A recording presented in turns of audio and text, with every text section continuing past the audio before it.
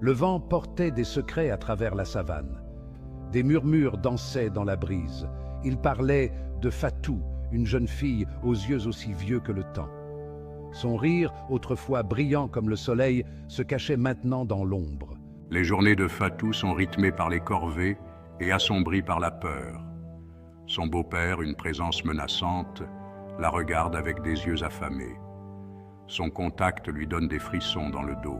Je me sens prise au piège, un oiseau aux ailes coupées. Chaque nuit, je prie les ancêtres. Je les supplie d'intervenir.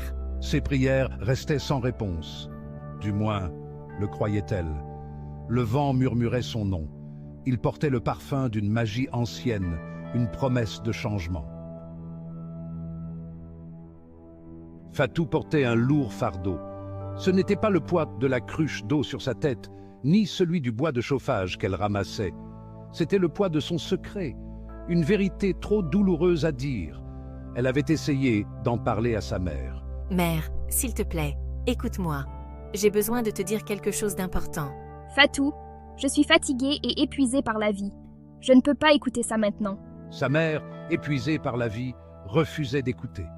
Elle s'accrochait à l'illusion de son mariage, aveugle à l'obscurité qui régnait dans sa propre maison. Fatou se sentait totalement seule. Son cœur souffrait d'une douleur qui menaçait de la consumer. Je suis un oisillon, poussé hors du nid avant même de pouvoir voler. Le vent murmurait son nom, l'exhortant à être forte. Il portait l'odeur de la pluie, une promesse de purification. Aïcha, la mère de Fatou, était une femme aimante mais au jugement obscurci. Elle aimait son mari, ou plutôt l'idée qu'elle se faisait de lui. Il était celui qui subvenait aux besoins de la famille, l'homme qui lui promettait la sécurité. Elle choisissait d'ignorer les murmures, les paroles feutrées, la peur dans les yeux de sa fille. Il est plus facile de faire semblant, de croire à la façade d'une famille heureuse. Mais le déni était un bouclier fragile. La vérité, comme un battement de tambour persistant, menaçait de briser le monde qu'elle s'était soigneusement construit. Le vent murmurait son nom, un nom de mère, une prière pour qu'elle ouvre les yeux. Il portait le parfum de l'hibiscus, une promesse de pardon. La nuit était animée par le son des tambours. Leur rythme vibrait à travers le village, un battement de cœur ancien et puissant. C'était la nuit des ancêtres, un moment où le voile entre les mondes s'amincissait. Fatou, attiré par une force invisible, se retrouva à l'orée de la clairière du village. La lumière du feu danse dans mes yeux, reflétant les flammes vacillantes de l'espoir dans mon cœur. Approche, mon enfant. Je te vois. Je t'attendais. La doyenne du village, une femme aux yeux aussi profonds que le ciel nocturne, la vit. Elle fit signe à Fatou de s'approcher, son regard rempli d'une sagesse ancienne. Le vent murmurait son nom, un nom prononcé avec respect et puissance. Il portait le parfum du bois de santal, une promesse de protection. La doyenne écouta l'histoire de Fatou. Son visage ridé, une carte du temps et de l'expérience, exprimait la compassion et la compréhension.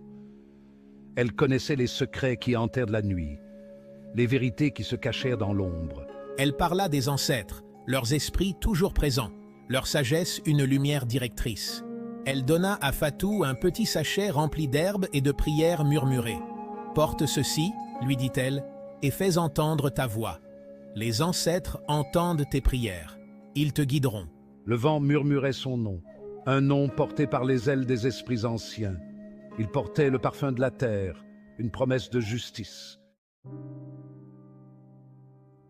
Le lendemain matin, un sentiment d'attente flottait dans l'air. Les villageois étaient rassemblés, leurs visages marqués par un mélange de curiosité et d'appréhension. Fatou, serrant le sachet dans sa main, se tenait devant eux. Avec un courage nouveau, d'une voix claire et forte, elle dit sa vérité. Elle révéla l'obscurité qui avait entaché sa vie, exposant le monstre qui se cachait derrière un masque de normalité. Les villageois eurent un hoquet de surprise, leurs murmures se répercutant dans la foule. Certains doutaient, leurs yeux voilés d'incrédulité. Mais d'autres, le cœur touché par la douleur brute dans la voix de Fatou, crurent. Le vent murmurait son nom, un nom qui résonnait avec la force de la vérité. Il portait l'odeur de la pluie, lavant la douleur du passé.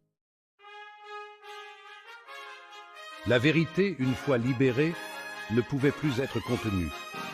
Elle se répandit dans le village comme une traînée de poudre, brûlant le voile du secret et de la honte. Les villageois, indignés par la révélation, réclamèrent justice. Je nie tout. Ce sont des mensonges, que des mensonges. Mais ces paroles sonnaient faux, ces mensonges mis à nu par la vérité inébranlable dans les yeux de Fatou. Les anciens du village, guidés par la sagesse et la tradition, écoutèrent toutes les parties. Ils virent la douleur, la peur, la culpabilité. Et ils virent le courage d'une jeune fille qui avait osé dire sa vérité. Le vent murmurait son nom, un nom qui résonnait avec le triomphe du bien sur le mal. Il portait le parfum de la liberté, la promesse d'un avenir meilleur. La vérité, aussi douloureuse soit-elle, avait un pouvoir purificateur. Elle brisa l'illusion, exposant l'obscurité, mais ouvrant également la voie à la guérison. Le beau-père de Fatou fut banni du village, sa méchanceté n'étant plus tolérée. Oh Fatou, je suis tellement désolée, j'aurais dû te croire. Aïcha, les yeux enfin ouverts, versa des larmes de chagrin et de regret. Elle serra sa fille dans ses bras, le poids de son déni l'écrasant. Mais dans cette étreinte, le pardon s'épanouit, fragile mais résistant. Le village se rassembla autour de Fatou, son amour et son soutien un baume pour son âme blessée. Elle n'était plus seule, sa voix entendue, sa douleur reconnue. Le vent murmurait son nom, un nom qui symbolisait la résilience et la force indomptable de l'esprit de survie. Il portait le parfum de l'espoir, la promesse d'un avenir rempli de possibilités. Un nouveau jour se leva sur le village. L'air semblait plus léger, les ombres moins menaçantes. Les murmures du vent portaient des histoires de courage, d'une communauté qui avait choisi d'affronter ses démons et d'en sortir plus forte. Nous devons toujours dire notre vérité, aussi difficile soit-elle. Le silence ne fait que permettre à l'obscurité de prospérer. Fatou, son rire de retour, son esprit s'élevant, devint un phare d'espoir. Elle enseigna aux enfants du village l'importance de dire leur vérité, de briser le silence qui permettait à l'obscurité de prospérer. Le village, autrefois marqué par les secrets et les mensonges, s'ouvrit à l'honnêteté et à la transparence. Les ancêtres, leur présence se faisant sentir dans le bruissement des feuilles et la douce brise, leur souriaient. Le vent murmurait son nom, un nom devenu synonyme de changement et de la puissance durable de l'esprit humain.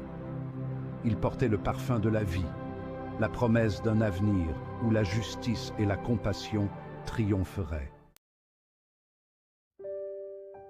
L'histoire de Fatou témoigne de la force de l'esprit humain, du pouvoir de la vérité et de l'importance de la communauté. Elle nous rappelle que même dans les moments les plus sombres, l'espoir peut fleurir. Elle souligne la résilience de l'esprit humain, en particulier face à l'adversité. Elle met en évidence l'importance de dire la vérité au pouvoir, même lorsque c'est difficile. Trouvons la force dans nos voix, le courage dans nos convictions, et le réconfort dans la certitude que nous ne sommes pas seuls. Alors que nous naviguons dans les complexités de la vie, souvenons-nous du parcours de Fatou, car dans la tapisserie de l'humanité, nos histoires sont interconnectées. Et lorsque nous choisissons de défendre ce qui est juste, de briser le silence et de faire entendre notre voix, nous créons un effet domino qui peut transformer le monde.